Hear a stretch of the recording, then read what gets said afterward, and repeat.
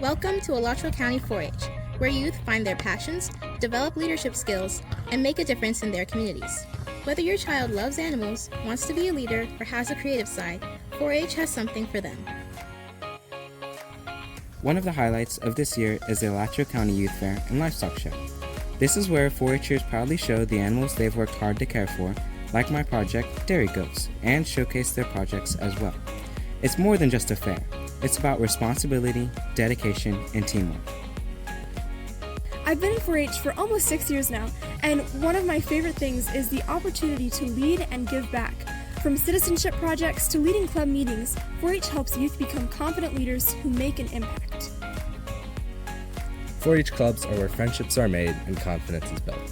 Our members work on projects in areas like agriculture, science, and the arts, all while learning life skills like public speaking.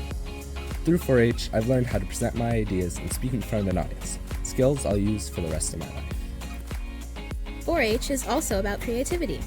Whether it's through the arts, photography, or hands-on projects, 4-H provides youth with a platform to express themselves and explore their talents. Join us in shaping the future. Whether your child dreams of showing animals, leading projects, or creating something new, Alachua County 4-H is a place for them.